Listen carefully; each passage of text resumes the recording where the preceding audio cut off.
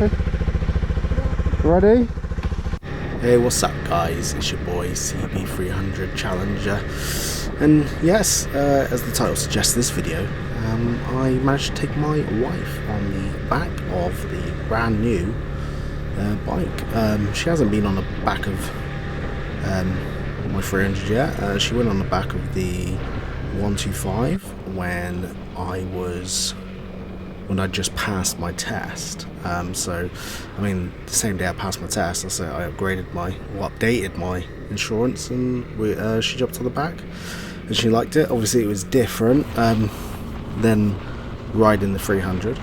So I thought, you know, take her out on the 300 to see what the difference is. Obviously, I'm narrating over this video, so you know we've already had the experience. We had a good time. As you can see, the bike handles really, really well with two people on. I'd say if anyone's a little bit unsure of whether or not a 300 is enough to go two up on, especially on the motorway, as you can see we're entering the motorway right now, I'd say it was very stable. The only thing that let it down obviously is the wind, because it's a naked bike, so you know, open expanse like the motorway or any of the bridges going over the motorway, it's quite it is quite windy, yeah. So you know, it was really good.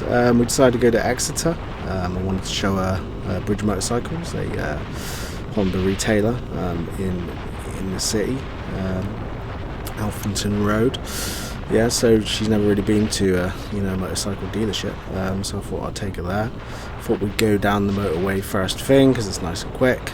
As you can see, the weather was a bit overcast, but on the way back, as is the case with the United Kingdom, it became absolutely glorious and scorching hot. So you never know. I'm not much of a fair weather rider.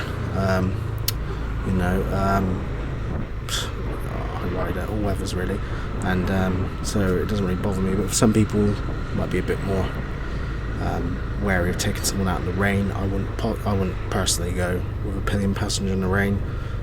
Done it before by accident. It started absolutely heaving it down, and it wasn't good. But today, really good, really nice weather. Especially on the way back.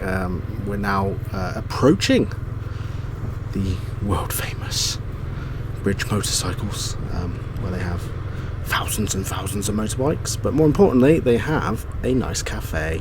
Yes, you can see we just passed the cafe. Lovely place, great place to catch a quick bite to eat, quick drink, socialise with the fellow two-wheel warriors, and just have a good time. So, you know, during this entire thing, you can't really tell by the mirrors, but she is literally on the back. She is literally on the back of me. She's doing her best not to impede the ride whatsoever. And I was telling her it was a bit wobbly there. It was a little bit wobbly just because obviously slow manoeuvres are a little bit difficult. You got a pillion, but I think, you know, we did a pretty good job. Our goal is to go later on in the year, in October sometime. Let's go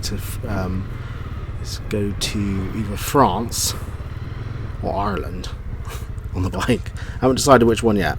I'd like to go France personally, but Ireland, there's this nice little spot in Ireland that's really nice. So that's us pulling up, getting ready for a drink. She's getting off first, I believe, and then I believe we as you can see, you just catch her on the left mirror there getting off. So yeah, well, it's not a fake video. And then on the way back, we decided to go on the twisties. If you are familiar with the Exeter area in Devon, you'll know there's a very nice road that's the locals call it the Old Road. It's basically just your trunking road, your type of A road that goes through all sorts of villages. You know, so you got variable speeds that you hit. Currently, we're hitting the old national, 60 miles an hour. I believe we're doing 50 odd. I didn't want to really scare her on the corners, because it's you got to take into consideration that you got a passenger. They might not be as keen to be flung about as you are when you're on your bike. So it's it's a juggling act. You got to make sure that you juggle your rider, your rider's expectations and your rider's comfortabilities versus yours. Obviously, on when you're on your own on the bike, feel free to do as many wheelies as you want, but when you've got a passenger on, you tend to be a bit more calm on the bike, and that's what I try to be anyway with her. I think generally speaking she really enjoyed herself. She complained slightly about the vibrations.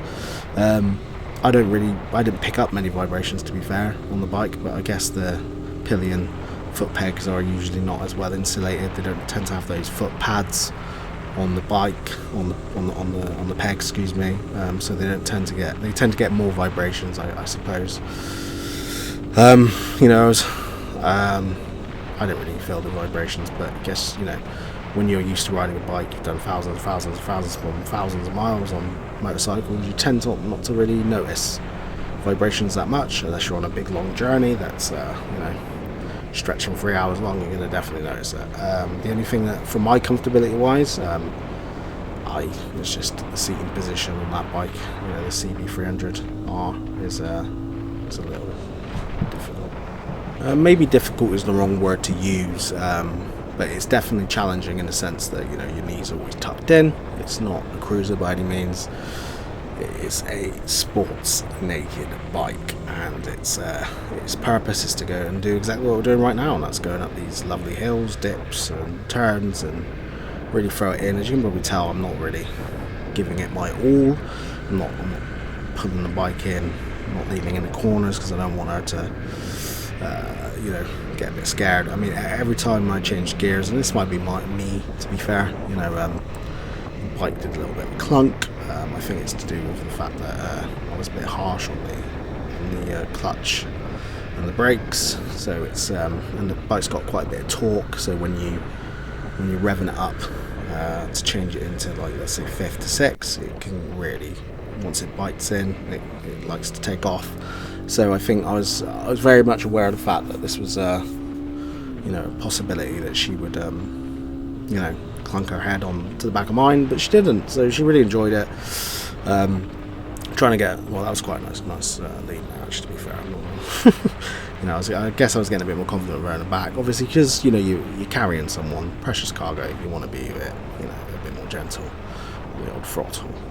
You still have fun, obviously. For them, going 50 miles an hour, 40 miles an hour on a bike is a lot of fun. So and it was a glorious day on the way back. Really enjoyed it. She really enjoyed it. She said her legs just felt a bit jelly at the end, but I guess it's normal. Novice riders, novice pillions, never really spent much time on the back of the bike. The journey we had before on the 125 when I passed my test was literally 20 minutes. It was around the town. That was it. It was not like it was nothing crazy. This is a bit more of a substantial journey. Obviously, I want to build her tolerance up to get her to a level where she feels she can travel for 2 hours at a time, and then stop for breaks. So I think the next thing we'll be doing together is probably touring off to France at some point. I'd say France or Ireland. I was going to go Cornwall, but I can only really do it in October due to work commitments, so I don't think October in Cornwall is going to be that nice. So it's not going to be nice anywhere really, but I just think might as well try and drive on the right side of the road. That's a new experience. So obviously I'll be chronicling that for the old YouTube channel, and that was it really. So all in all, I'd say it was a 10 out of 10 day. I think she enjoyed herself. And I hope you enjoyed this video. So if you did, please give it a like and subscribe, and I'll catch you some other time.